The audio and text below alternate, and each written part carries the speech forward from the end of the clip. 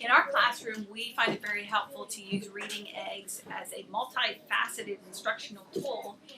The kids really enjoy Daily 5, which is a part of our guided reading instruction. And we have word work, write to self, read to buddy, and listen to reading.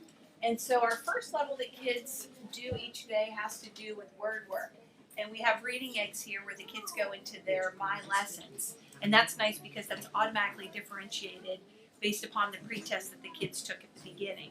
So they're going into their lessons, which are structured in a way based upon how they're answering. So it's wonderful because it's differentiating as a teacher. I don't have to be thinking about what to assign. Then another component it's nice for is our component called Listen to Reading.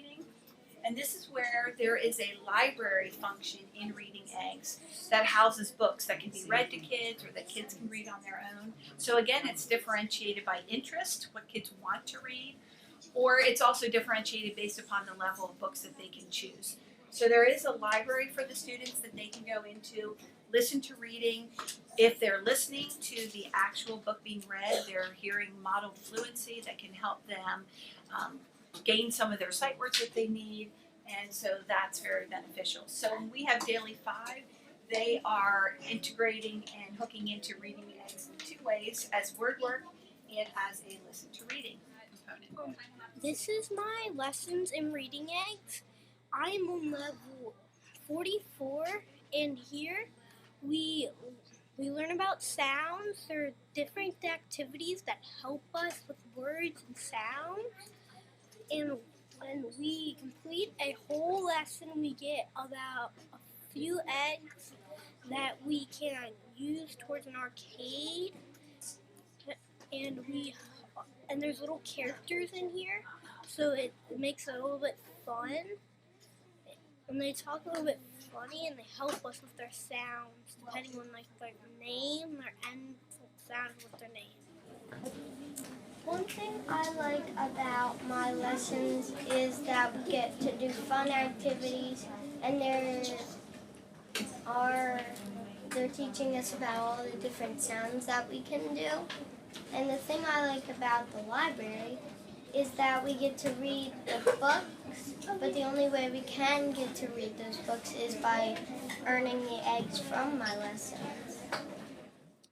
Hi, in our first grade classroom, we use Education City frequently for whole group instruction. I actually introduce new topics or practice topics with my kids, whole group on the IWB, so the kids are actually getting up and coming and doing the activities up there, and it flows really nicely. The kids know how to they come up and do one of the questions, and then they're like, I'm looking for someone who's sitting down quietly to come up and do the next question. They pass the pen and the next person comes up.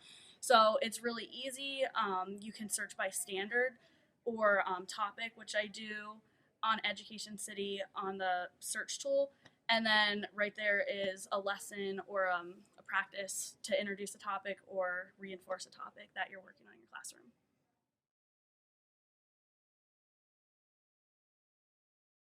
Hello, here at the Dover Intermediate School, which is a 7th and 8th grade building, we use Study Island for various activities. The first thing we started the year out was with the benchmark exam. Gave us an idea of where our weaknesses and strengths were here in the building. At that time, we used the results to focus on our areas for growth. We created independent lessons or lessons for the students, and we worked on improving those areas. After the second benchmark, we looked once again at some areas for growth and weaknesses, and now we are using our enrichment and intervention period, which is about a 40-minute period at the end of the day. The students are actually logging into their Study Island accounts. They are working through lessons based on those areas of weakness, and they are completing the assignments as well as the 10 questions that go along with the lessons. Once students have reached proficiency or achieved their blue ribbons, they are allowed to complete enrichment activities. They're allowed to play games through the Study Island, and once they are done with 2 days on those activities, they move on to the next lesson. The teachers work collaboratively to find the lessons and put those in order. We created a competition between our teams. At the building, we have 4 teams, 2 in 7th grade, 2 in 8th grade. And what we're doing is, after the students have gone through the lesson and they have completed their initial 10 questions, we calculate the percent of blue ribbons earned for each team. And the team that has the highest percent based on the lessons, based on the number of blue ribbons, that team then earns the reward. I've been asked to talk a little bit about how I use Study Island as a building principal in an elementary building that is grades K through 6. Study Island we currently use for students in grades 3, 4, 5, and 6 in both the areas of ELA and math to help us determine readiness for the PSSAs that we take in the state of Pennsylvania as part of our achievement model. As a building principal, I really start using Study Island data the summer before students enter the next grade. 2 things I do is I always run the benchmarking report. We use it 4 times a year. And so the 4th benchmark gives me some basic information on how students ended their year in that particular grade. The other thing that I really like to use as a building principal is the target report, because the target report will start to show me strengths and weaknesses across a grade level. So I run that report for a specific grade level to really determine what are the needs academically for instruction in particular grade levels and also as a building. An example of that was when I first started running those reports, I determined that all of my grades, 3, 4, 5, and 6, were having weaknesses in the area of summarization. So as a building, we started to talk about K6. What did we need to have in place instructionally to make sure that our children were proficient in that particular area? One thing that we're currently doing as we're doing our benchmark 3 is teachers will be digging into the data.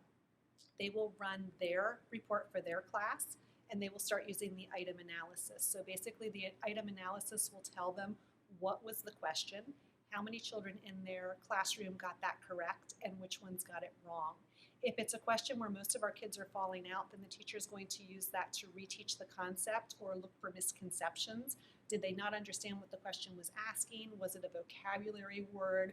What was it that tripped them up, so that we can make that clarification before they go in to take their state assessment? If it's just a few kids falling out, it's a very quick and easy way to determine flexible grouping based on individual student needs. So as a principal, those are the 2 reports that I mainly use to drive instruction both as grade levels and as a building to make sure that my kids are ready to achieve on the state assessment.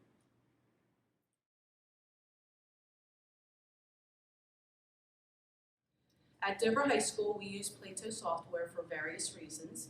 One of those reasons would be for credit recovery situations for students who are trying to recover credit for courses.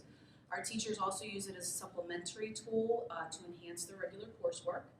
We use it for senior remediation for our seniors who are not proficient in Keystone testing. We also use it for half-credit courses where the students work independently in the library to earn half-credit course credit in spots in their schedule where we cannot fill in a regular course for them. The work of Plato is managed at multiple different levels. I work with guidance to determine what classes we can offer to the students. Guidance enrolls the students in those classes. There also are several of us in the building that monitor the progress of the students as well.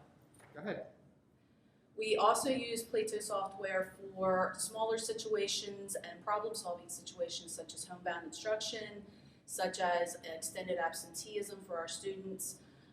And I think our ultimate goal is working towards a blended learning environment where we're using traditional classroom instruction as well as the use of tools such as Plato to create a blended learning environment for our students. I've used Plato for a couple of different reasons, or a couple of different ways in my classroom. Traditionally, I've done it with my honors chemistry and my advanced placement chemistry. Those seem to be the types of students that really are more diligent about doing a lot of things on their own.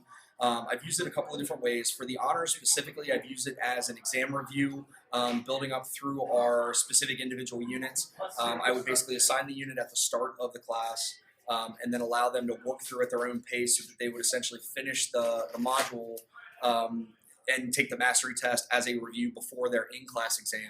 AP, I started out that way. With the AP class, a lot of the first semester is review from Chem 1 or a little bit more in depth, so I was using that as kind of a review. Now that we've moved on to things that typically are not part of the Chem 1 class, like acid base, equilibrium, electrochemistry, things like that. I've been using it more as like a preemptive thing the night before we cover a certain topic. So they would go to Plato. For instance, like today we worked on electrolytic plating and Nernst equation and electrochemistry. That would get assigned the night before so that they would have a little bit of an idea coming into today's class, what to expect. And they would have a little bit of a background theory to be able to use it and kind of apply it to things that they know. I know that the kids have found, a little bit in some units more than others. Some are more helpful just because of the wording they use may not be exactly the wording I use and things like that. But overall, they like the fact that there's reviews at each section. They kind of get a little bit of feedback right away in terms of what they like, what they don't like, what they're good at, what they're struggling with, so they know where to spend more time asking questions and things like that. Overall, I think it's been a really good experience for specifically the honors and the AP students. Because, like I said, they take ownership of their own education, and this really kind of helps them do that and give them a good comprehensive review when I'm not there to answer a question, at night, over the weekend, things like that.